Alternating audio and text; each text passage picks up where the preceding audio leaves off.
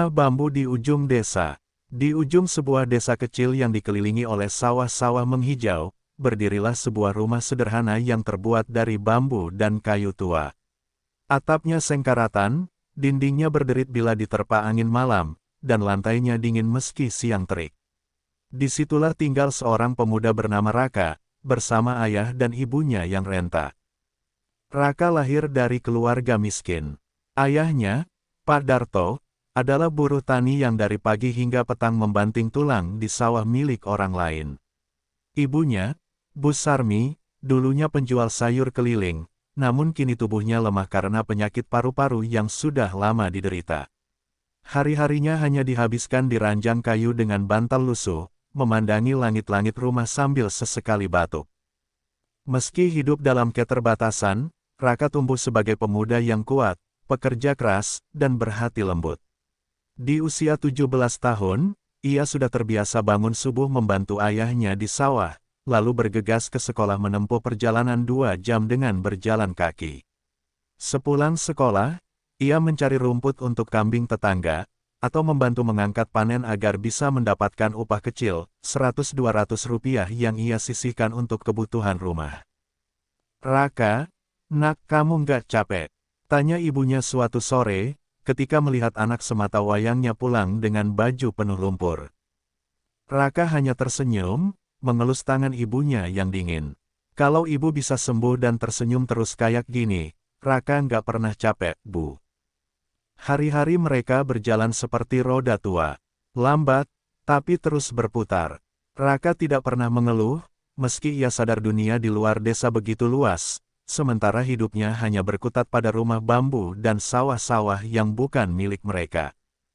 Kadang, saat malam tiba dan lampu minyak dinyalakan, Raka duduk di depan rumah menatap bintang. "Ayah, emangnya kita nggak bisa kaya, iya?" tanyanya lirih suatu malam. Pak Darto menghela napas panjang. "Bisa, nak, asal kamu nggak nyerah. Bapak dulu nggak sempat sekolah. Kamu masih punya waktu, masih bisa bermimpi. Tapi jangan lupakan satu hal." "Apa itu?" "Iya. Segala usaha itu harus dimulai dari niat yang bersih. Kalau kamu cuma ingin kaya buat diri sendiri, itu namanya serakah. Tapi kalau kamu ingin kaya buat bahagiain orang lain, itu namanya berjuang." Kalimat itu membekas dalam hati Raka. Sejak malam itu, ia tahu, ia tidak hanya ingin hidup enak. Ia ingin melihat ayahnya istirahat dari kerja berat, dan ibunya bisa berobat ke rumah sakit sungguhan, bukan hanya ditotok atau diberi jamu dari dukun desa. Waktu berlalu. Suatu hari, sekolah Raka mengadakan pertemuan wali murid. Namun, tidak ada satupun orang tua Raka yang bisa datang. Ayahnya sedang mencangkul, dan ibunya tak sanggup berjalan jauh. Raka duduk sendirian di sudut ruangan, mendengarkan gurunya membacakan nilai-nilai siswa. Tiba giliran namanya. Raka, ranking 2 dari 42 siswa. Prestasi sangat baik, tapi sayang, ia belum mampu membeli seragam baru. Ruangan hening, sebagian tertunduk, sebagian lain menatap iba. Setelah pertemuan itu, beberapa orang tua murid mulai membicarakan keluarga Raka di belakang. "Anak pintar sih, tapi kasihan, miskin begitu. Ibunya sakit-sakitan, ayahnya cuma buruh. Apa bisa sukses?" Bisik-bisik itu sampai ke telinga Raka. Sakit, tapi tidak membuatnya marah. Justru membuat tekadnya makin bulat, ia harus membuktikan bahwa kemiskinan bukanlah kutukan. Bahwa ia, si anak rumah bambu itu, bisa mengubah nasib dengan tangan sendiri. Satu malam, hujan turun deras. Angin menderu, membawa air masuk dari celah dinding rumah mereka. Bu Sarmi batuk keras, tubuhnya menggigil.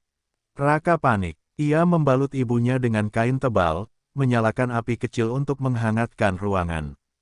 Tapi tak banyak yang bisa ia lakukan. Rumah itu bocor, angin masuk dari segala arah. "Ibu kuat ya, besok kita ke puskesmas," kata Raka sambil memeluk ibunya erat. Keesokan harinya, ia meminjam uang dari Pak Lurah. Dengan uang itu, mereka ke puskesmas terdekat. Diagnosisnya mengejutkan, paru-paru ibunya sudah parah, dan butuh penanganan rumah sakit. Biaya, jutaan rupiah. Wajah Pak Darto muram. Kita nggak punya uang sebanyak itu, Nak. Raka menatap kedua orang tuanya, dan hari itu, dalam diam, ia mengambil keputusan, ia akan berhenti berharap pada orang lain. Ia akan bekerja lebih keras, apapun caranya. Sejak saat itu, Raka mulai mencari kerja tambahan. Ia memetik cabai di kebun tetangga, menjadi tukang cuci motor di desa sebelah, bahkan ikut memikul karung beras di pasar.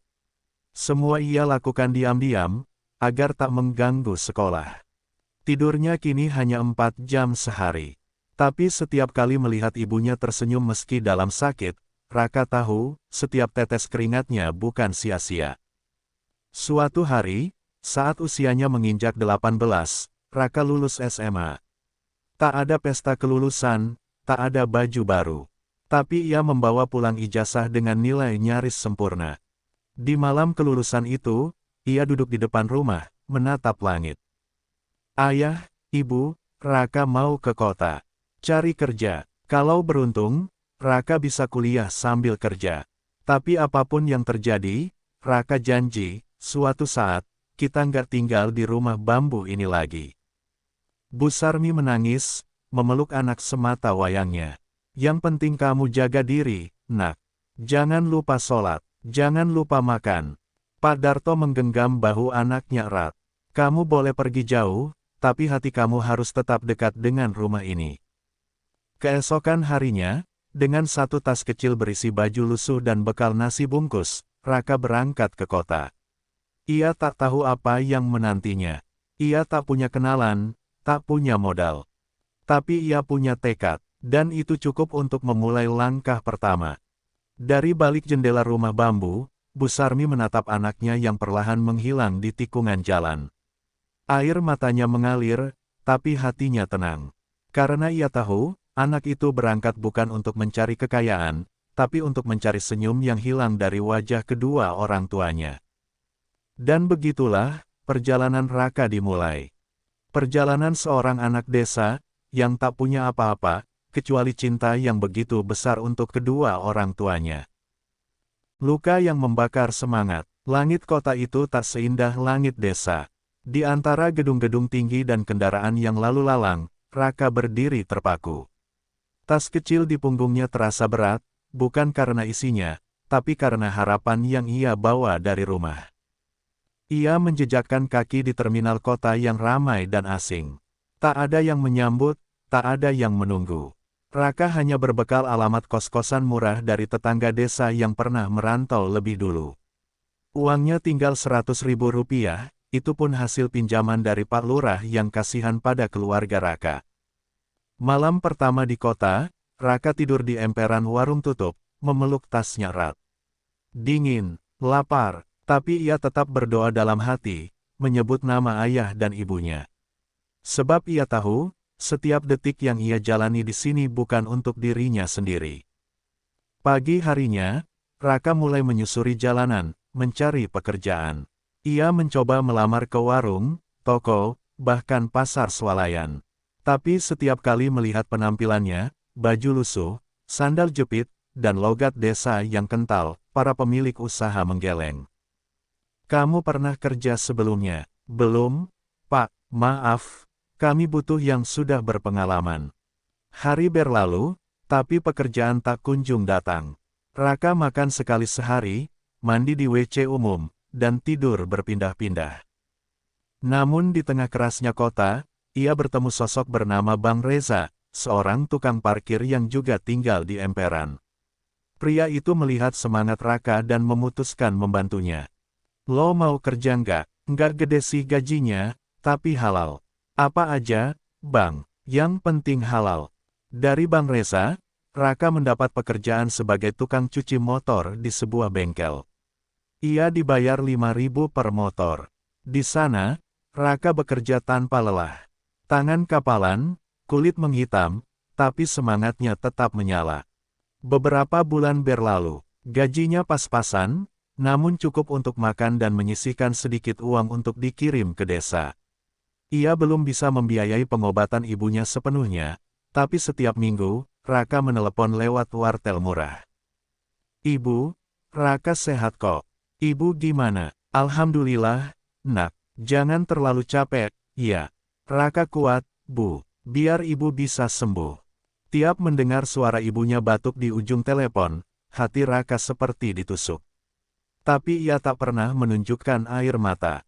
Ia ingin ibunya percaya bahwa anaknya akan berhasil suatu hari nanti. Suatu malam, setelah mencuci motor hingga larut, Raka duduk sendiri di kamar kosnya yang sempit. Ia membuka ponsel bututnya, melihat-lihat aplikasi gratis, dan menemukan video tentang bisnis online. Ia mulai tertarik. Setiap malam, Raka belajar lewat internet gratis di warkop. Ia belajar cara jualan online, membuat katalog produk, hingga teknik pemasaran. Meski tak kuliah, ia belajar seperti mahasiswa. Dari jam kerja di siang hari, hingga belajar sendiri di malam. Namun jalan tak selalu mulus. Ketika ia mulai mencoba berjualan barang titipan, sepatu KW dari pasar, tas murah dari distributor, ia ditipu pembeli. Barang dikirim, uang tak dibayar. Lain waktu, ia ditipu rekan bisnis yang kabur membawa hasil penjualan. Saat itu, Raka merasa dunia seperti menjatuhkannya habis-habisan. Ia duduk di pinggir jalan, malam itu, menatap langit kota yang tak berbintang. "Ya Allah, salah aku apa? Aku cuma pengen bahagiain orang tuaku. Kenapa rasanya makin jauh?" Tapi tiba-tiba, ia ingat malam ketika ibunya memeluknya di depan rumah bambu. Ingat kata-kata ayahnya bahwa perjuangan bukan tentang cepat atau lambat, tapi tentang tidak menyerah. Raka bangkit, membersihkan air matanya. Ia tahu, kegagalan adalah bagian dari ujian, bukan akhir dari segalanya. Di tengah kejatuhan itu, datang kabar dari desa, ibunya kembali drop. Paru-parunya kembali memburuk karena tak mendapat pengobatan yang layak. Raka panik, ia tak punya cukup uang untuk pulang, apalagi membiayai pengobatan. Ia hanya bisa mengirim uang seadanya, dan meminta Pak Lurah membantu mengantar ibunya ke puskesmas lagi. Ia menangis dalam sujud malam itu. "Ya Allah, kalau memang aku harus gagal, biarlah. Tapi jangan ambil ibuku dulu. Aku belum sempat bahagiain beliau." Seminggu kemudian, kondisi ibunya membaik sedikit. Tapi dokter menyarankan agar ia menjalani perawatan rutin. Itu artinya, biaya besar. Dan untuk itu, Raka tak punya pilihan lain, ia harus naik level. Ia mulai berpikir ulang soal bisnis. Ia sadar, selama ini ia berjualan barang yang bukan miliknya. Ia tak punya kendali atas kualitas atau keuntungan. Ia harus punya sesuatu yang otentik. Saat itulah ia teringat desa. Di sana, banyak ibu-ibu yang mahir membuat anyaman bambu, tikar pandan, dan kerajinan tangan. Tapi barang-barang itu tak pernah dikenal orang kota. Kalau aku bisa pasarkan produk desa ke kota, siapa tahu bisa jadi jalan. Dengan ide itu, Raka pulang sebentar ke desa. Ia memotret kerajinan tangan buatan tetangga, bertanya tentang cara pembuatannya, dan mulai mengumpulkan beberapa sampel. Ketika kembali ke kota, ia mulai memasarkan barang-barang itu lewat media sosial. Awalnya lambat. Tak ada yang percaya, tapi perlahan, 1-2 orang mulai tertarik. "Lucu ya tikarnya, handmade ya. Boleh pesan buat dekorasi kafe. Bisa kirim ke luar kota." Dari situlah titik balik perlahan muncul. Raka mulai menerima pesanan rutin, lalu mengajak ibu-ibu di desa untuk produksi lebih banyak. Ia menjadi penghubung antara desa dan pasar modern. Meski belum kaya, Raka mulai bisa mengirim uang lebih rutin ke desa. Ia membayar sebagian biaya pengobatan ibunya, memperbaiki atap rumah bambu, dan menyewa kamar kos yang lebih layak. Kini, setiap malam sebelum tidur, Raka tak lagi menangis karena lapar atau lelah. Ia menangis karena satu hal, ia mulai melihat harapan itu nyata. Namun perjuangan belum selesai.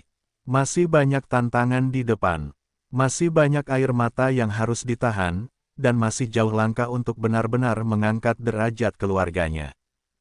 Tapi satu hal sudah pasti, luka yang dulu membakar hati Raka, kini menjadi bahan bakar semangatnya.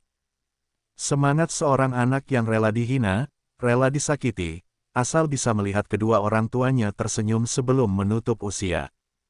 Langkah di kota asing. Kota yang dulu terasa asing, kini mulai terasa akrab bagi Raka. Jalan-jalan yang dulu hanya ia lalui dengan rasa takut, kini menjadi rute hariannya. Bangunan tinggi yang dulu membuatnya kecil hati, kini menjadi saksi langkah-langkah perjuangannya. Raka bukan lagi remaja desa yang tak tahu arah.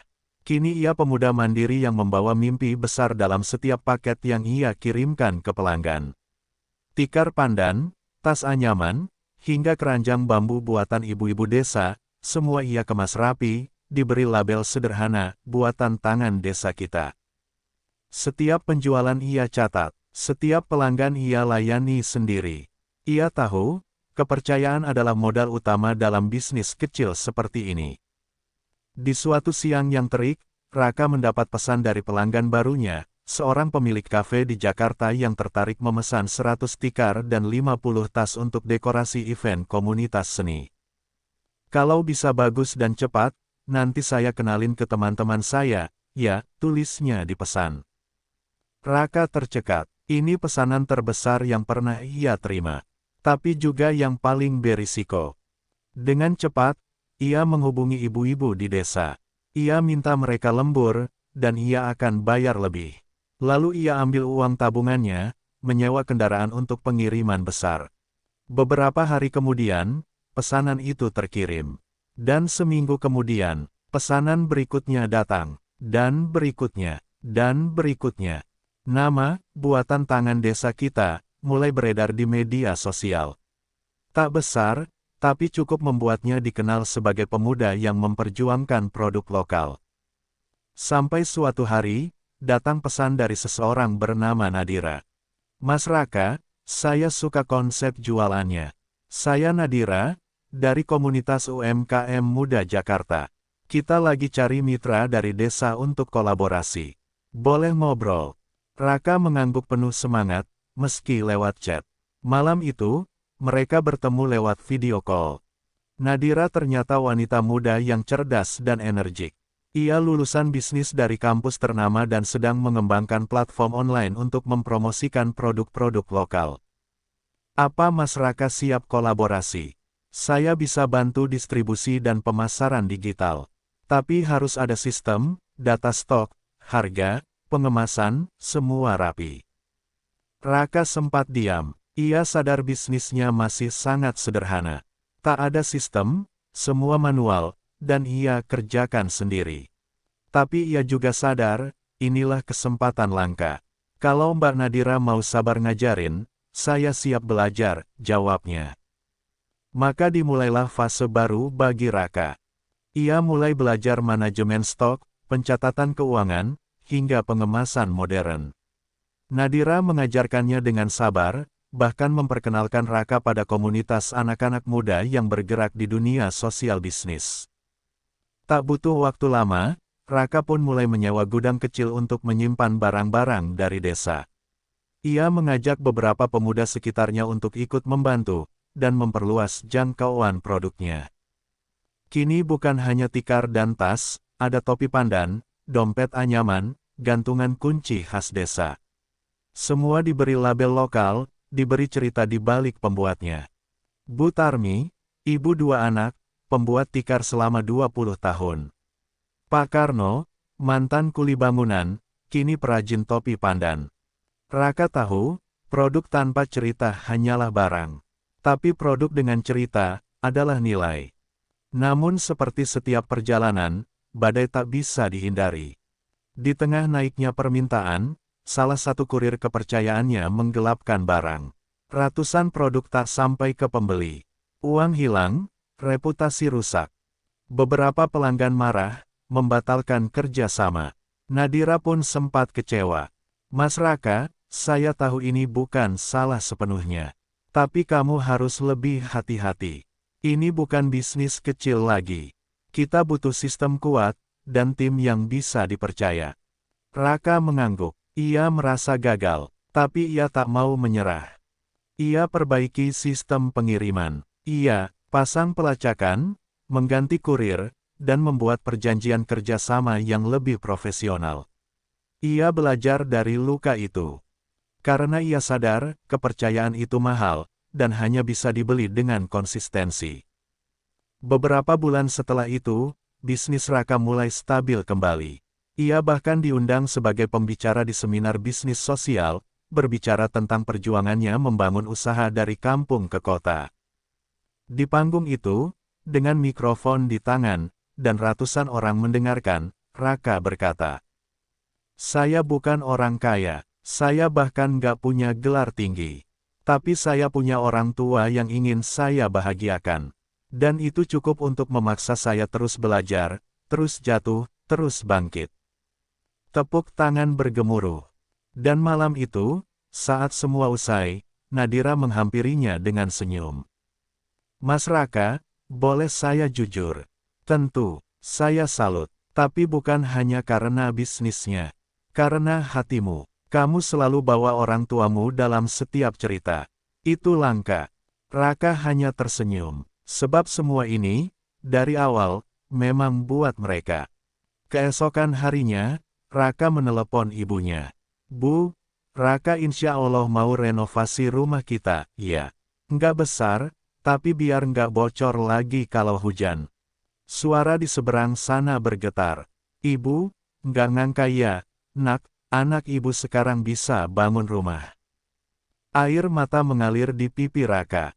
Tapi kali ini bukan karena sedih. Melainkan karena doa yang dulu ia ucapkan di malam dingin, kini satu persatu mulai dikabulkan. Dan ia tahu, ini baru permulaan. Masih ada tangga panjang ke depan. Tapi langkah di kota asing ini, telah mengubahnya selamanya. Rumah baru, harapan baru. Langkah kaki Raka menyusuri jalanan desa yang telah lama ia tinggalkan. Aroma tanah basah dan suara jangkrik malam menyambutnya. Tapi kali ini, ia datang bukan dengan pakaian kumal dan harapan kosong. Ia datang dengan jaket sederhana, sepatu bersih, dan satu kabar yang membuat matanya berkaca-kaca. "Bu, rumah kita akan dibangun ulang." Ibu Raka menyambut di ambang pintu rumah bambu tua, yang sebagian dindingnya telah lapuk dimakan waktu. Ayahnya, meski tak banyak bicara, memeluknya erat, lebih erat dari pelukan manapun yang pernah Raka rasakan. Selama 2 minggu di desa, Raka membayar tukang, membeli bahan bangunan, dan bekerja bersama warga membangun rumah kecil yang layak. Tak mewah, tapi cukup untuk tidur tanpa takut atap bocor, cukup untuk ibunya beristirahat tanpa khawatir dinding rubuh. Dan saat rumah itu berdiri tegak, dengan genteng merah dan jendela kayu baru, Raka menangis di depan teras. Tangis lega, tangis bahagia. "Bu, Ayah, ini bukan rumah besar. Tapi semoga cukup buat ibu sembuh, buat ayah istirahat lebih tenang." Ibu Raka hanya menjawab lirih, sambil mengusap punggung anaknya. "Rumah ini besar sekali buat hati ibu, nak." Namun, pulang tak hanya membawa kabar baik. Kabar bahwa Raka kini berhasil mulai menyebar. Beberapa warga yang dulu meremehkannya, kini datang menyapa, dengan senyum manis yang dulu tak pernah mereka tunjukkan. "Wah, Raka sekarang keren ya, bisnisnya di kota tuh. Ada yang ingin pinjam uang, ada yang ingin titip kerja, ada pula yang sekadar ingin pamer diri." Di antara mereka, ada satu orang yang membuat hati Raka terdiam, Ardi, teman masa kecil yang dulu sering merendahkannya. Rak, gue denger lo kerja bareng cewek kota ya. Cakep tuh, jangan lupa temen lama dong kalau udah sukses." Raka hanya tersenyum, tapi dalam hati ia sadar, kesuksesan kecil ini membawa godaan besar. Bukan hanya dari luar, tapi dari dalam dirinya sendiri. Beberapa hari kemudian, Nadira menghubungi. "Mas Raka, ada tawaran investasi dari salah satu pemilik jaringan retail besar. Mereka tertarik bantu ekspansi, tapi ada syaratnya." Syarat itu sederhana, tapi menusuk, produk Raka harus dikemas ulang, tanpa identitas desa, dan seluruh branding akan menjadi milik perusahaan tersebut. Nadira bertanya, Kamu siap lepas nama desa kita. Fokus pada keuntungan, tapi tinggalkan cerita di balik produk. Raka terdiam lama. Ia menatap tangannya, yang dulu kapalan mencuci motor, kini memegang keputusan besar. Di satu sisi, ini bisa mempercepat kemajuan. Produknya bisa dijual di toko-toko besar. Uangnya bisa berkali lipat. Tapi di sisi lain, itu berarti ia harus menghapus jejak perjuangan ibu-ibu desa. Menghapus nilai yang ia bangun sejak awal, meninggikan yang selama ini dianggap rendah. Malam itu, Raka berjalan ke belakang rumah. Duduk di bawah pohon jambu yang dulu sering ia panjat kecil-kecil. Ia menatap langit penuh bintang, langit yang sama seperti dulu waktu ia berdoa di emperan kota. Dan ia bertanya pada dirinya sendiri, kenapa aku mulai semua ini? Jawabannya sederhana, karena cinta. Cinta kepada orang tuanya, cinta kepada desa, cinta pada nilai hidup yang tak bisa dibeli. Esoknya, Raka menelepon Nadira. Maaf, aku nggak bisa terima tawaran itu. Aku lebih baik tumbuh lambat, daripada cepat tapi kehilangan akar. Nadira terdiam sejenak, lalu menjawab dengan senyum dalam suaranya.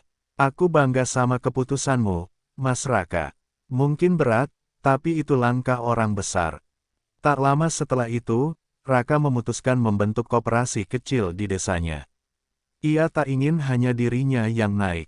Ia ingin ibu-ibu desa mendapat bagian dari keuntungan. Ia mengajari mereka cara mencatat keuangan, cara memahami harga, dan bahkan bagaimana menggunakan ponsel untuk menerima pesanan.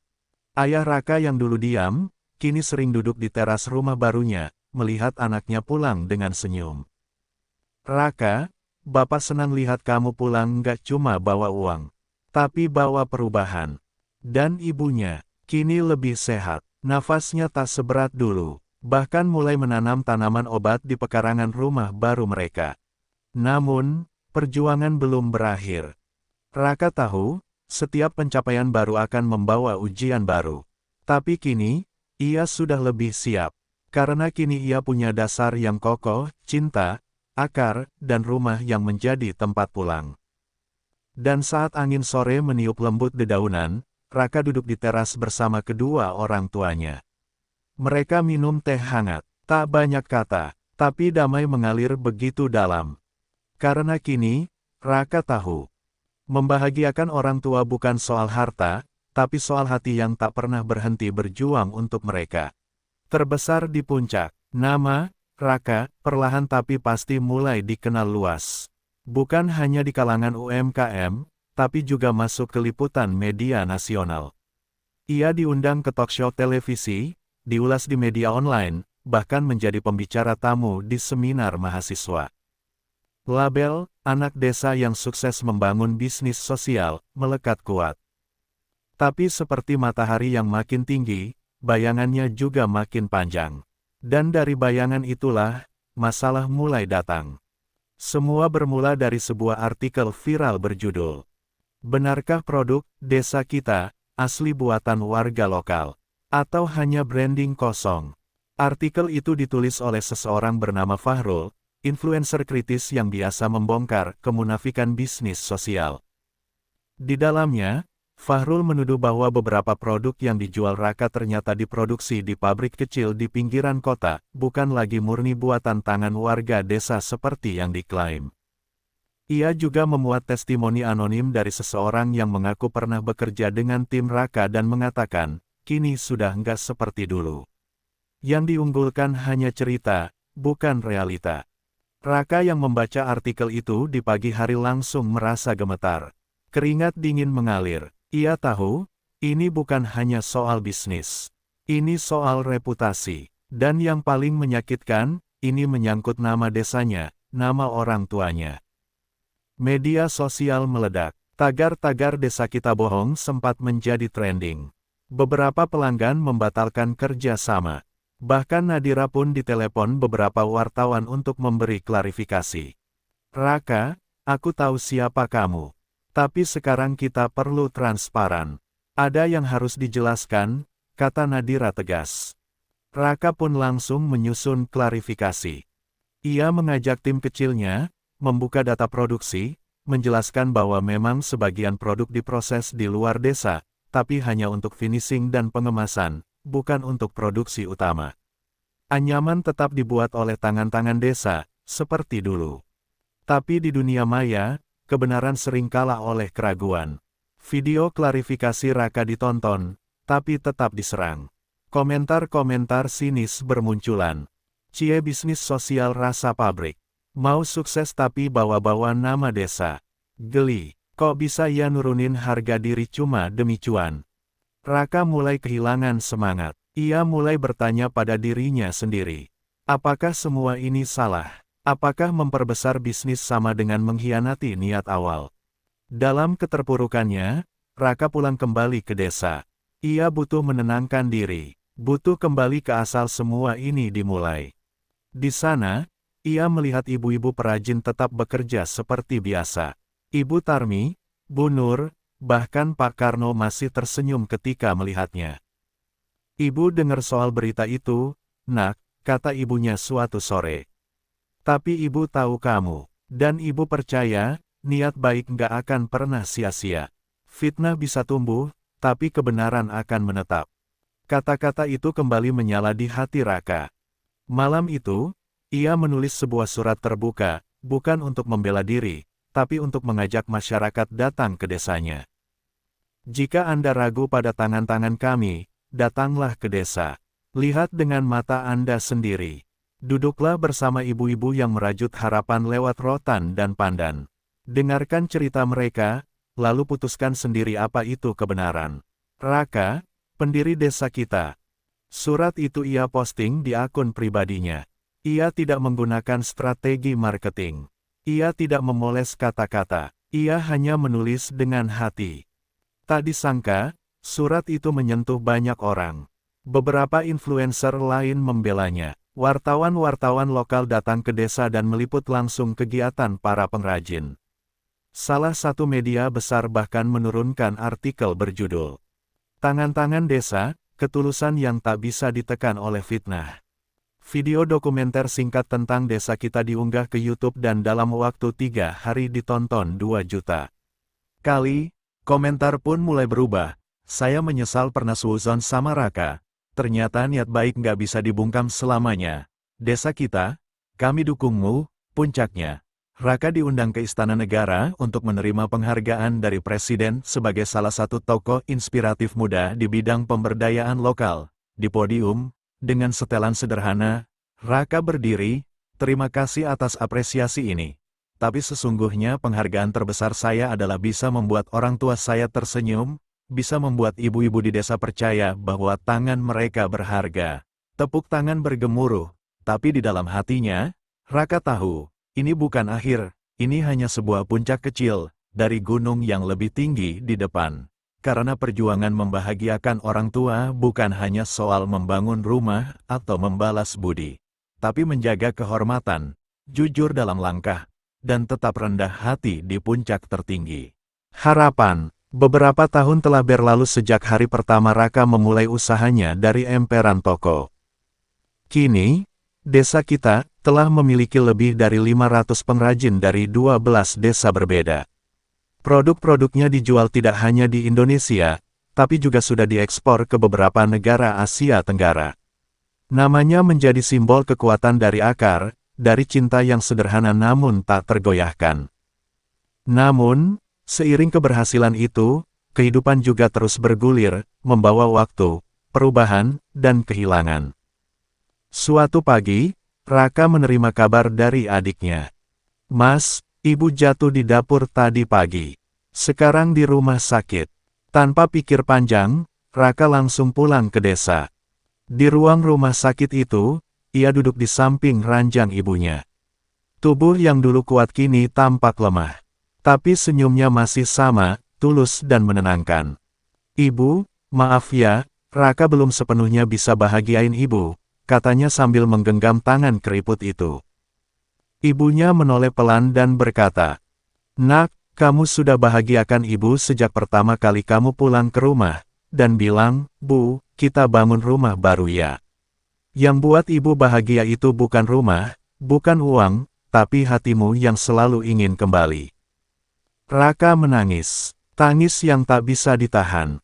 Tangis anak yang merasa belum cukup, meski sudah memberi banyak. Beberapa hari kemudian, sang ibu wafat dengan tenang. Seluruh warga desa datang melayat. Banyak di antaranya adalah ibu-ibu pengrajin, yang dulu tidak percaya diri, kini berdiri sebagai perempuan tangguh yang punya penghasilan dan harga diri.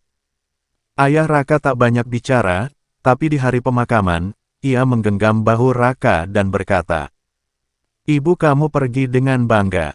Dia sering cerita ke warga lain, anakku mungkin gak jadi orang kota besar, tapi dia bawa desa kita naik." Hari itu, Raka tak ingin bicara soal bisnis.